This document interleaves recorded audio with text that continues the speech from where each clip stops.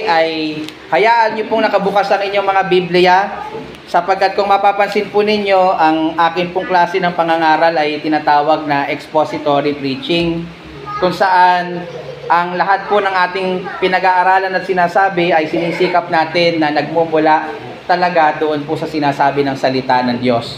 Kaya kung gusto niyo po akong masundan sa aking ginagawang pangangaral, sundan po ninyo yung mga nakasulat sa inyong mga banal na kasulatan.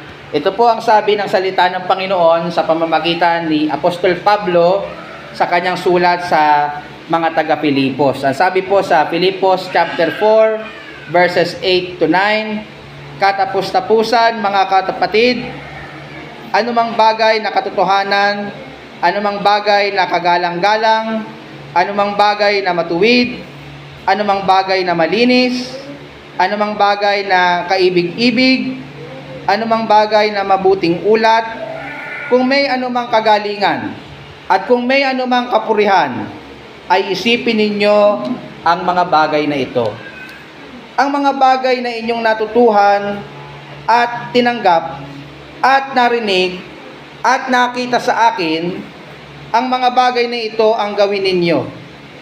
At ang Diyos ng kapayapaan ay sasa inyo." Purihin po ang Diyos sa pagkabasa ng kanyang makapangyarihan at banal na salita.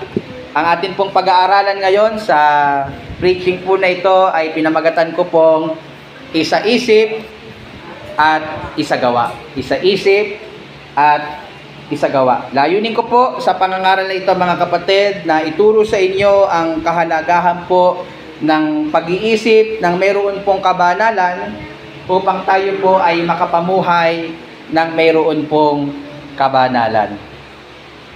Isa po sa hindi ko po makakalimutan nung ako po ay nag-aaral sa kolehiyo, sino po dito college na? Maliban kay Anet. Meron pa po ba? Wala na.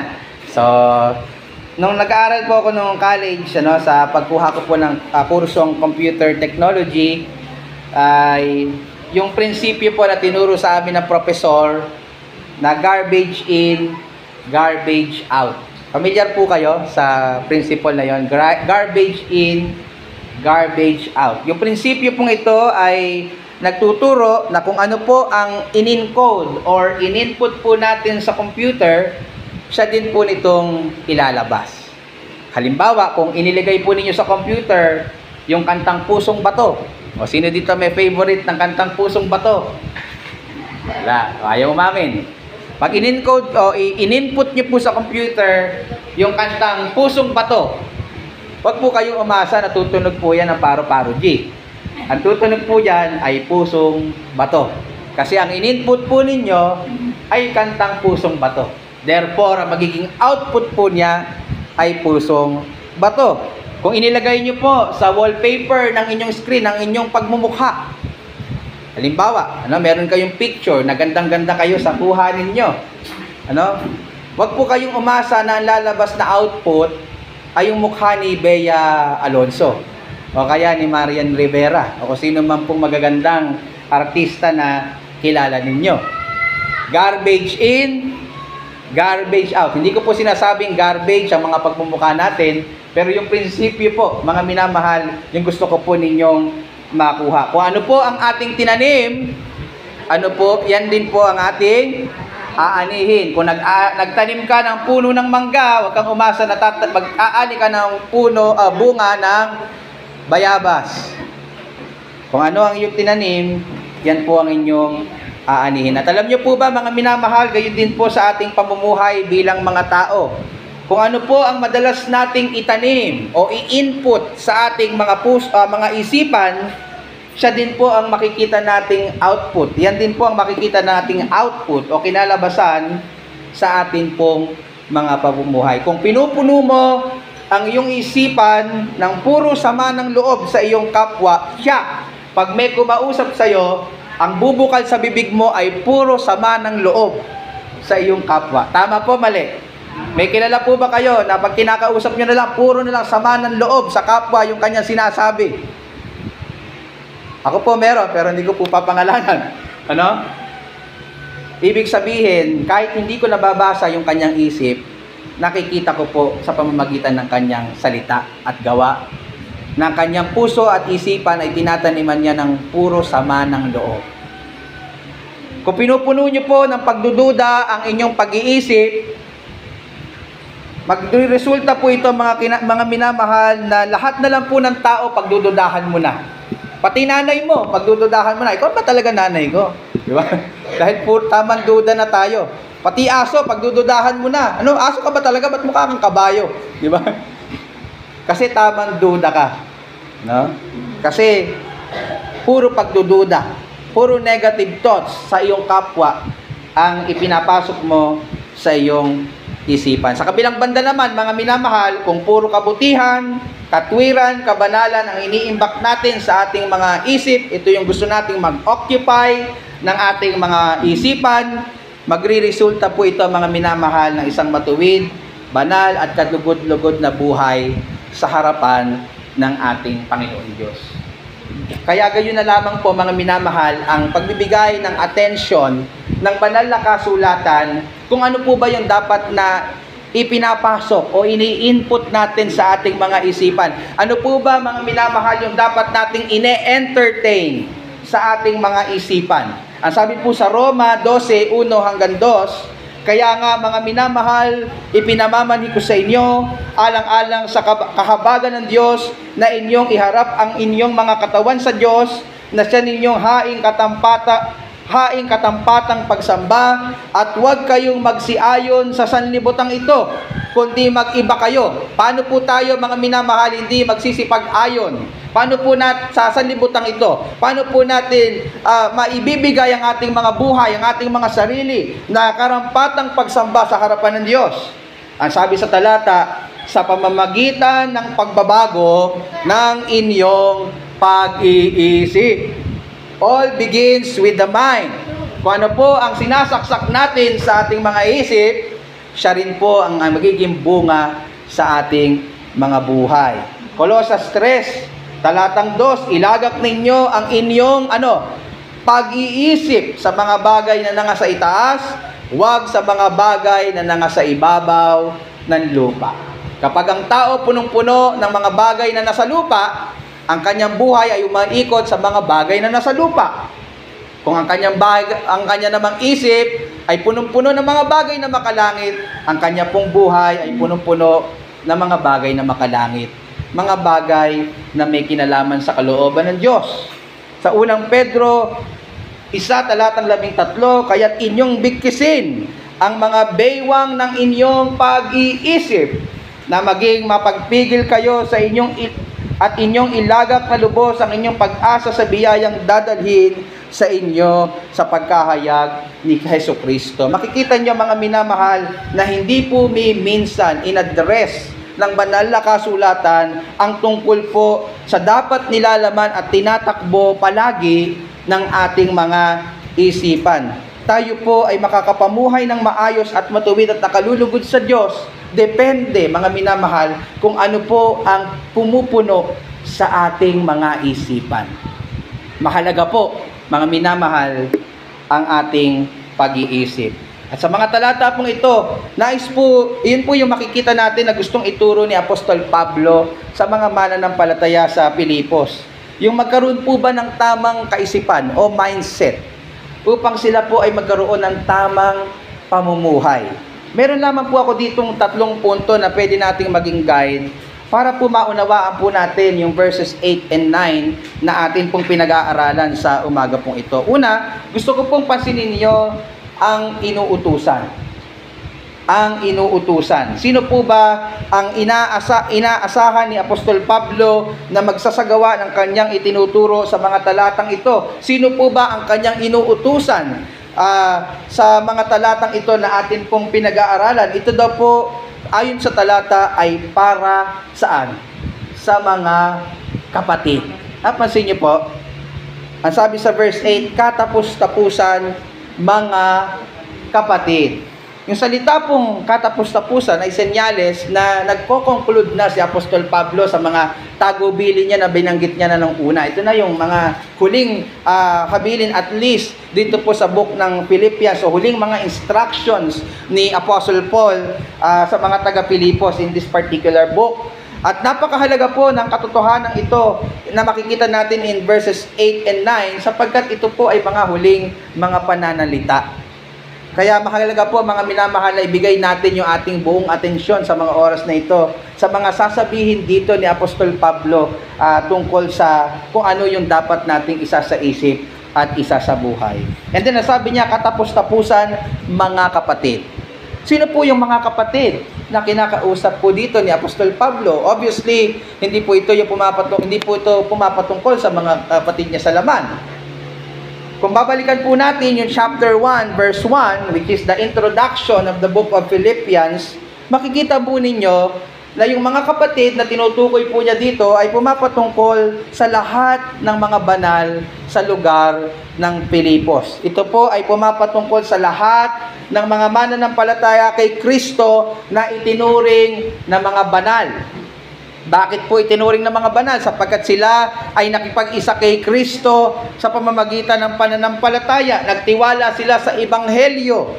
Nagtiwala sila na sapat ang ginawa ni Kristo upang mabayaran ng kanilang mga kasalanan. Naniwala sila na si Kristo pagtapos ng 3 araw ay nabuhay muli mula sa mga patay. At dahil doon, sila ay nakipag-isa kay Kristo sa pamamagitan ng pananampalataya. Kaya ngayon, ang mga mananampalataya sa Pilipos ay hindi na po basta lumang tao. Sila na ay bagong nilalang kay Kristo Jesus. Ang nakikita na po ni Apostol Pablo sa mga taong ito, ang nakikita na ng Diyos Ama sa mga taong ito ay hindi na yung luma nilang pagkatao. Ang nakikita na nila ng Diyos Ama sa kanila ay ang ating Panginoong Hesukristo na banal. Kaya po, ang mga mananampalataya na gaya mo at gaya ko, kung ikaw ay mananampalataya na ay tinuturing ng banal ng Diyos dahil po sa ating Panginoong Hesukristo. Ngunit hindi lang po ito pumapatungkol sa mga ordinaryong mananampalataya. Kasama po dito, kung babalikan niyo yung chapter 1 verse 1, ay ang mga obispo. By the way, alam niyo po ba kung ano yung mga obispo? Sa Bible, iyan din po ay pumapatungkol sa bishop, o pumapatungkol sa mga pastor o sa mga elder ng simbahan. So mali pong katuruan, mga minamahal, na may hierarchy. Yung obispo ang pinaka-bossing, alalay niya yung pastor, tapos alalay ng pastor yung mga elder sa iglesia. Hindi po gayon. Wala po kayong makikitang ganong hierarchy sa Bible. Ang bishop, pastor, and elders ay iisang opisina lang sa Biblia. At meron po tayong ibang pag-aaral pagdating po diyan. So maliban po sa mga pastor o obispo, kinakausap din niya po dito ay ang mga diakono sa iglesia. So isa din pong opisina na mayroon ang iglesia maliban sa pastor. Baka po nagkaroon ng mga lalaki na ililigtas ang Panginoon at siya po ay naging qualify sa mga qualification in 1 Timothy chapter 3, siya po ay ihiram natin itatalaga bilang diakono ng iglesia. Meaning, mga minamahal, kaya ko po yung pinapaliwanag, ang inuutusan po dito at inaatasan ni Apostol Pablo ay hindi lang po basta mga ordinaryong membro ng iglesia. Kasama po sila, opo. Pero kasama din po maging ang mga leaders ng iglesia. Sa makatuwid, kahit po ikaw ay regular na membro lang sa church, wala ka sa leadership position, o ikaw man po ay nasa leadership, ikaw man po ay bago o matagal ng mananampalataya, bata ka man po o matanda, babae ka man po o lalaki, mayaman ka man po o mahirap, may aral ka man po o wala, basta ikaw ay mananampalataya, ang utos na ito ay para sa iyo. Kasi pwede nating maging tendensiya, parang basic na sa akin yung utos na yan, parang ako 5 taon ng Kristiyano, akala mo katagal, 5 taon ng Kristiyano, hindi na dapat sa akin tinuturo yung mga ganyan. Ibang level na dapat yung sa akin. Pwede kasing magkaroon tayo ng ganong kaisipan, pero hindi po. Ang tinutukoy po dito, mga minamahal, uulitin ko, ay ang lahat ng mga Kristiyano, anumang level ng kanilang pananampalataya. Now, ano po yung atas ni Apostol Pablo sa lahat ng mga Kristiyano na dapat po nating sundin. Yan po yung gusto kong talakayin po natin sa susunod po nating mga punto, partikular po dito po sa pangalawa at pangatlo nating punto. So natalakay na po natin kung sino yung inuutusan.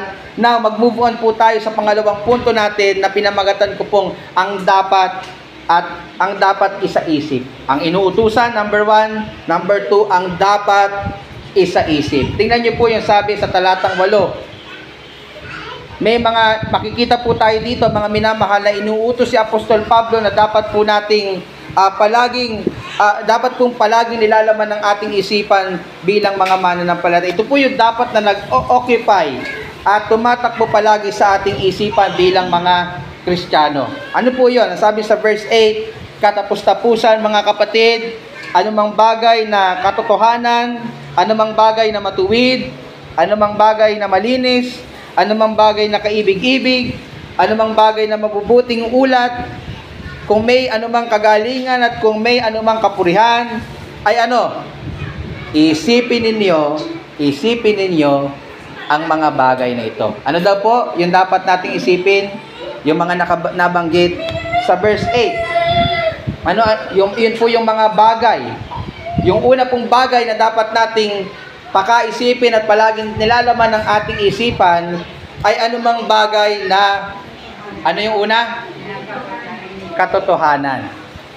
Anumang bagay na katotohanan. Nasa verse 8 po tayo, mga kapatid. Yung katotohanan po dito, mga minamahal, ay pumapatungkol po sa mga bagay na totoo. Obviously.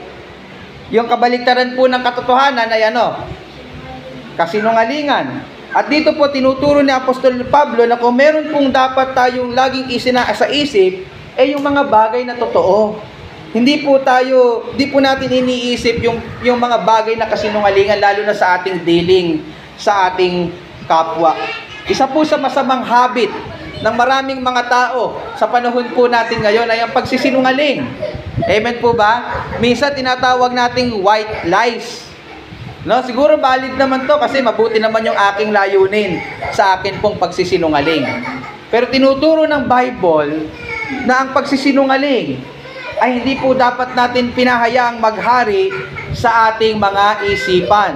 Kung meron man po tayong dapat nag-occupy ng ating isipan, iyan po ay yung mga bagay na katotohanan. Kapag po kasi tayo ay naparatangan na mga sinungaling, hindi na po madaling maniniwala ang mga tao sa ating mga sasabihin. Naka-experience na po ba kayo ng ganon?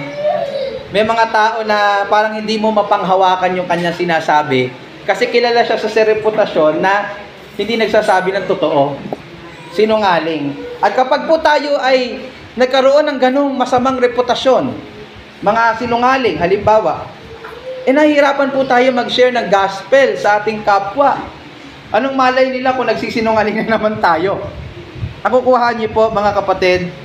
So, mga kapatid, ugaliin po nating isa-isip kung paano po tayo palagi magiging honest sa ating dealings sa ating kapwa.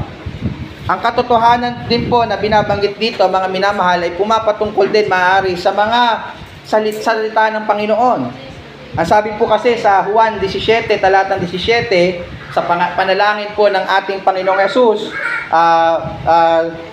bago po siya mamatay sa krus, ang sabi niya, pakabanalin mo sila sa katotohanan, ang salita mo'y katotohanan. Ano daw po ang katotohanan? Sabi sa talata, ang salita ng Panginoon. So kung meron po dapat nagpupuno ng ating isipan, mga minamahal, iyan po ay walang iba kundi ang katotohanan ng salita ng Diyos.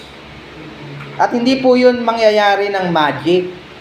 Hindi po pwedeng gusto kong mapuno ang aking isipan ng mga bagay sa Diyos. Pero wala ka namang ginagawang effort. Naniniwala ba kayo doon, mga kapatid? Parang gusto mo magsaing pero ayaw mo namang bumili ng bigas. Di ba? So kung gusto mong mapuno ng mga bagay ng salita ng Diyos ang iyong isip, kailangan nagbabasa ka ng salita ng Diyos. Amen? Sino po dito nagbabasa regularly ng salita ng Diyos? Buti na lang, hindi kayo sinungaling. Dapat nakikinig tayo kapag po pinag-aaralan ng salita ng Diyos. Amen? Dapat po binubulay natin ang salita ng Diyos. Hindi lang natin binabasa, hindi lang natin pinakikinggan kasi madaling makinig, pero hindi iniintindi. Pwede po ba yan? Ako po nung college, o nung nag-aaral ako, isa po sa art na natutunan ko, Anet, makinig. Hindi makinig pero parang nakikinig. Alam mo yun? Nakatingin ako sa professor, nakakulit pa yung noo ko. Pero sa totoo lang, iniisip ko, ano kaya ulam kay Nana Bereng? Kasi yung lunch yung iniisip ko. So, hindi po dapat tayo ganon, mga minamahal. Kaya po, lagi ko kinukuha yung inyong atensyon kasi mahalaga po na hindi lang ninyo ako naririnig. Para lang akong batingaw na umaalingaw-ngaw. Pagka po hindi niyo iniintindi yung aking sinasabi. Kasi mga minamahal, kaya po ako ganito, hindi po para sa akin. I hope na unawaan po ninyo. Kasi po ako, napagpala na po ako ng salita ng Diyos nung inaaral ko po ito. Bago kayo maituwid, naituwid na po ako. Bago kayo umiyak, bago kayo nasaktan na po ako. Umiyak na po ako sa Panginoon. Humingi na po ako ng tawad sa Panginoon. Bakit ko po inisikap na makuha ang inyong atensyon para po mapakinggan at maintindihan niyo po yung aking sinasabi sapagkat ito po ay para sa inyo. Gusto ko po, mga minamahal, at gusto po ng salita ng Diyos na papuno ang ating isipan ng mga katotohanan. Sapagkat napakahalaga po ng katotohanan sa ating buhay pananampalataya. Kaya marami pong mga Kristiyano ang madalas nadadapa at naliligaw kasi ang kanila pong buhay ay punong-puno ng emosyon pero kulang sa katotohanan. Umiiyak pag kumakanta, naglulupasay pagka hinawakan ng pastor, pero pag tinanong mo kung bakit, hindi nila masagot ng klaro sa Biblia. Bakit? Na-stir up lang yung kanilang emosyon ng musika at mga ginagaralgal na tinig ng tagapagsalita. Pero never nakikita ang turo sa banal na kasulatan. Mga minamahal, ayaw ko po kayo na maging gayon. Gusto ko po na ang bawat dumadalo sa maliit na gawain pong ito, wala man pong magagarang kagamitan, ay puno ng katotohanan ng salita ng ating Panginoon Diyos. Kapag po hindi natin ginawa ang effort na mag-aral at lumalim at magbulay ng salita ng Diyos, para lang po tayong nagpupuno ng tubig sa timba pero hindi nakasahod sa gripo. Para lang po tayong nagpunta sa kainan, gusto nating makakain sa catering kahapon, nakakain. Pero ayaw mo naman pumila, di ba? Walang mangyayari, mga minamahal. Gustuhin mo mang mapuno ang iyong isipan, kung once a week ka lang nakakarinig ng salita ng Diyos at wala kang daily effort na pagbulayan ito, hindi mapupuno ang iyong isip ng salita ng Diyos. Once a week na nga lang, kalahati pa. Kasi yung kalahati lang iniisip mo, ano kaya lulutuin ko sa bahay? Ano kaya unahin ko, yung puti o di color? Hindi, wala naman po sigurong ganun dito. So mga kapatid, sikapin po nating punuin ang katotohanan ng ating isip ng salita ng Diyos upang ito po ang magmaniobra ng atin pong mga buhay. Isa pa pong dapat nating isaisip ayon po sa verse 8 ay ang anumang bagay na Sige nga, sino ba may Bible? Ayan, sabi ko sa inyo, hindi nyo ako masusundan pagka di nyo tinignan yung Bible ninyo, Yung katotohanan at anumang bagay daw na kagalang-galang. Ayan. Hindi ko kayo pinapagalitan, mga kapatid. Tinetrain ko lang po kayo na paano makinig ng salita ng Diyos.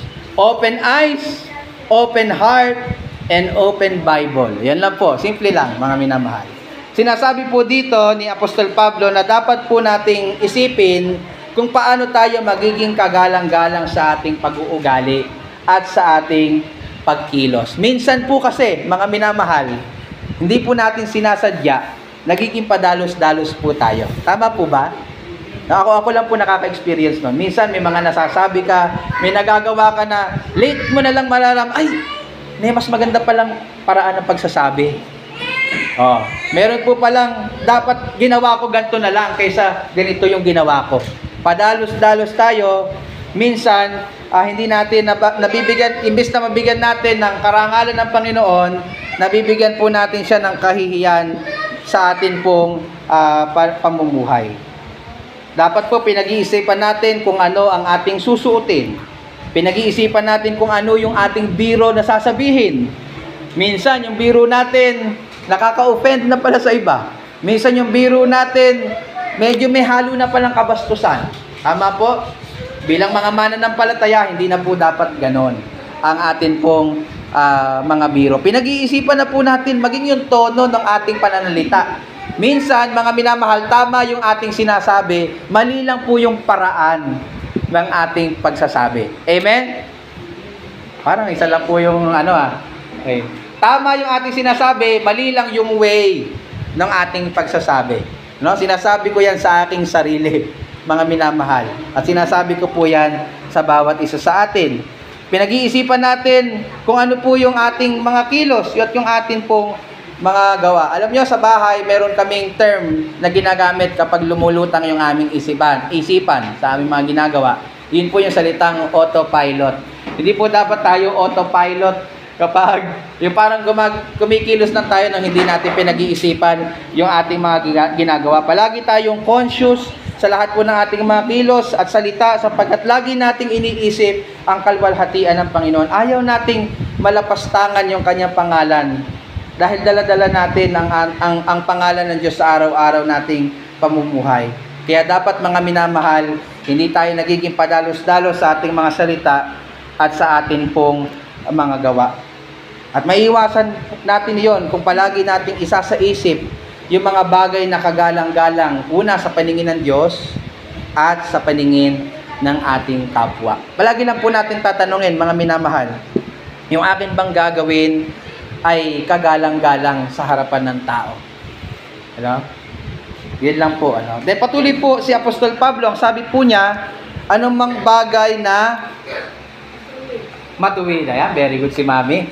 Mabilis matuto. Fast learner. Anumang bagay na matuwid. Yung salita pong matuwid dito ay pumapatungkol sa mga katwiran ng Diyos. Yung mga bagay na matuwid sa paningin ng tao, may mga bagay po na matuwid sa paningin ng tao, ngunit baluktot sa paningin ng Diyos. Tama po ba o mali? Ang sabi po sa Kawikaan 14:12, may daang matuwid sa tingin ng tao, ngunit kabatayan ang dulo nito. Kaya kung meron po tayong isa sa isip palagi, hindi po yung katwiran ng tao. Hindi po yung katwiran na napapanood natin sa social media. Hindi po yung katwiran na ipopost sa Facebook. Minsan may nakikita pa tayo, manifesting, chuchu-chuchu. Ganito mangyayari sa akin. Ang tanong, nasa Biblia ba yun? Ibig sabihin, turo ba ng Biblia na pagka dineclare mo, pagka iniisip mo, yun talaga mangyayari? Hindi po ba lahat ay nakabatay sa soberentiya ng ating Panginoong Diyos? Hindi po porket okay sa sanlibutan, okay na rin po sa Biblia. Kaya bilang mga Kristiyano, tayo po ay man of the book. Kung ano po ang naririto, kanina sabi ni Sister, alam nyo, mga minamahal sa Sunday School, natutuwa po ako dahil, biruin mo, last year pa natin pinag-aralan yung 5 solas. Pero si Sister Cel, tanda pa rin niya. Pastor, tayo po, di po ba Biblia lang ang ating pinapaniwalaan? Ano kako tawag doon, sister? Sola Scriptura. Scripture alone. Not tradition, hindi po yung ating mga naiisip na pantao, kundi kung ano ang sinasabi ng banal na kasulatan. Dapat yung ating pong iniisip na katwiran ay consistent sa itinuturo ng salita po ng ating Panginoon. Palagi dapat nating itinatanong sa ating isipan, ang aking bang sasabihin, ang aking bang gagawin ay nagre-representa ng katwiran ng Diyos. Ang nagpatuloy pa po si Apostol Pablo in verse 8 sa mga dapat po nating isiping palagi. Ang sabi po niya, anumang bagay na very good. Anong bagay na malinis. Bilang mga makasalanan na nilinis ng makapangyarihang dugo ni Kristo, ang dapat po nating iniisip ay yung mga bagay na malilinis or pure. Diba? Sino dito ang bagong ligo pagtapos ng naligo, nag-basketball? Ay, wala pala masyadong lalaki. Bagong ligo, Pero pagtapos maligo ay naglakad sa putikan o kaya naglaro sa mga marurumi. Di po ba pagka kayo'y bagong ligo, ayaw nyo nang humawak, ayaw nyo nang madikit sa mga bagay na marurumi. Kayo po mga minamahal bilang mga mananampalataya ay nilinis na ng makapangyarihan at dalisay na dugo ni Kristo. Kaya kung meron man po kayong dapat isasaksak, pasensya na kayo sa pagiging salitang kanto ko, isasaksak sa inyong isip ay yung mga bagay na po na may malilinis, yung mga bagay na po na pure. Ang kabaligtaran po noon ay yung mga bagay na marurumi or profanity. Ibig sabihin mga kapatid, hindi po dapat natin pinagahari sa ating mga isipan ng mga kalaswaan o yung mga bagay na karumal-dumal sa harapan po ng Diyos. At dito po papasok yung kahalagahan ng paggagwadya po natin, mga minamahal, kung ano po yung mga napapanood natin sa TV at kung ano po yung mga napapanood natin sa social media. Kapag po, kasi ninyo, mga minamahal, kapag po palaging binababad natin ang ating isipan sa mga bagay na kalaswaan at karumihan, na madalas na po natin at bantad na po na napapanood natin ngayon sa social media at sa TV, mapapansin nyo, tumatambay yan sa inyong isipan. Tama po ba? Kung ano yung minsan mong natingnan at nagdala ito ng pleasure sa iyong mga mata, kahit hindi mo na tinitingnan, palagi mo pa rin yung naiisip. Tumatambay sa ating isipan. Kaya mga minamahal, dapat sinasala nyo rin yung mga papanoorin nyo sa Netflix, yung mga papanoorin nyo sa TV, yung mga papanoorin nyo sa Reels. Ito ba'y makakalason sa aking isip? Ito ba'y marumi? O ito ba'y malinis kagaya ng tinuturo ng banal na kasulatan? Mga minamahal, hindi ko po sinasabing masama ang mag-Facebook o manood ng TV. Ang sinasabi ko lang po, matuto tayong salain kung ano yung ipapa-absorb natin sa ating mga utak. Piliin ninyo mga kapatid, paglabanan po ninyo na ang inyong mga kaisipan ay maging malinis sa harapan ng banal na Diyos. Alalahanin ninyo mga kapatid, ang Diyos natin ay nakakabasa ng ating mga pag-iisip. Kapatid, alam ng Diyos kung ano ang ating iniisip. And then, ang sabi pa po sa verse 8, anumang bagay na kaibig-ibig. Anumang bagay na kaibig-ibig. Yung salita pong kaibig-ibig dito sa orihinal na salita sa Griego ay pleasing o kaaya-aya. Sa makatuwid, dapat po natin palaging sinasaisip yung mga bagay po na kaaya-aya o kalugod-lugod, una sa Diyos at pangalawa po sa ating mga kapwa. Hindi po dapat tayo naglalayon ng masama sa kanila. Hindi po dapat tayo nagnanasa na sila ay mapahamak kahit sinaktan nila tayo o kahit ginawan po nila tayo ng masama. Bagkus palagi nating sinasaisip yung mga bagay na makakabuti sa kanila. Kahit hindi po sila mabuti sa atin o kahit chinichismis nila tayo, kahit sinisira nila tayo sa paningin ng iba, kahit wala tayong halaga sa kanila. Ang turo ng banal na kasulatan, palagi nating isipin yung mga bagay na kaibig-ibig. Hayaan niyo po silang gawin ng mga masasama, isipin ng masasamang bagay sa inyo. Kundi, kayo naman po, isipin niyo yung mga mabubuting bagay sa kanila. Tingnan niyo po, mga kapatid, tingnan niyo kung sino ang hindi makatulog sa gabi. Kung sino ang tumatanda agad ang itsura. Kakaisip ng masama sa kapwa. Ang sabi po sa Biblia, mahalin mo ang nagpapautang, hindi. Mahalin mo ang iyong kaaway.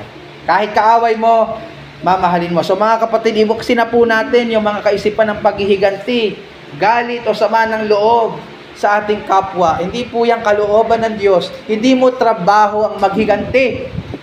Trabaho yun ng Diyos. Huwag kang mag-alala na hindi niya mabayaran ng kanyang mga kasalanan sa iyo. Hindi ikaw ang maniningil nun. Ang Diyos. Hayaan mo siya. Palagi nating isip, ang part mo, isipin mo yung kalooban ng Diyos. Gawan mo siya ng mabuti. Hayaan natin ang Diyos ng gumanti ng masama sa masama at ang kabutihan sa ating mga ginagawa ay Kanya ding gantihan. And then, ang sabi sa verse 18, anumang bagay na mabuting ulat or whatsoever is commendable. Ibig sabihin, mga minamahal, palagi nating isinasaisip kung ano ang approve. Una sa Diyos at pangalawa sa ating kapwa. Hindi po natin sinasabi na tayo po'y maging man pleaser, na gagawin natin ang mga bagay na nakalulugod sa tao kahit hindi naman po nakalulugod sa Diyos. Pero sinasabi po natin dito na may mga bagay po na kalugod-lugod sa harapan ng Diyos na siya rin pong kalugod-lugod sa harapan ng tao. Halimbawa, yung pagiging mabait. Diyos, sino po ba naiinis dito sa mababait? Sino po dito naiinis sa mga tapat? Sino po dito naiinis sa mapagbigay? Ano ba? Nakakainis ka naman. Kabibigay mo lang sa akin ng 1,000. Bibigyan mo na naman ako ng 1,000. Nakakainis ka naman. Meron po bang ganon? Wala, di ba? Natutuwa pa nga tayo pag mapagbigay eh. Yung magalang, ano? So may mga bagay na gusto ng Diyos na gusto din po ng mga tao na nakapaligid sa atin. So palagi po natin isipin yung mga bagay na kahanga-hanga sa paningin ng Diyos at sa mga tao na nakapaligid po sa atin. Hindi po para magyabang, kundi para bigyan po ng kaluwalhatian ng Diyos sa pamamagitan po ng ating mga buhay. And then sabi po sa verse 8, siguro dito ko lang tatapusin, ano, dahil mag-overtime tayo. Ang sabi ni Apostle Paul sa last part ng verse 8, kung may anumang kagalingan at kung may anumang kapurihan, ay isipin ninyo ang mga bagay na ito. Ito po ay paraan ng pagbubuod ni Apostol Pablo, sa pagsasummarize ni Apostol Pablo ng lahat ng kanyang mga naunang sinabi in verse 8. Dito sinasabi niya na kung may anumang, basta may kinalaman sa kagalingan or excellence o kapurihan, ito ang isaisip ninyo palagi. Hayaan ninyo yung mga bagay na ito na pumuno sa inyong isipan. Bakit po mahalaga ito, mga kapatid at mga minamahal? Bakit po ulit mahalaga? Nabantayan ninyo ang patatambayin nyo at pananatiliin nyo sa inyong mga isipan. Bakit? Sapagkat sa isipan, muli, nagmumula ang lahat ng ating gagawin. Kung ano ang tumatakbo at pumupuno sa ating isipan, iyon tayo. Ulitin ko, mga minamahal, kung ano ang tumatakbo sa iyong isipan, iyon ka. Kung ikaw ang palagi tumatakbo sa iyong isipan ay mga material na bagay, materyalosa at materyaloso tayo. Kung ang tumatakbo sa iyong isipan ay paghihiganti, mapaghiganti tayo. Pero kung ang patuloy nito nakaimbak at tumatakbo sa ating isipan ay yung mga bagay na kabanalan, banal tayo. Iyon ang ating magiging paraan upang tayo po ay makapumuhay. Evil thoughts lead to evil life. Pure thoughts lead to pure life.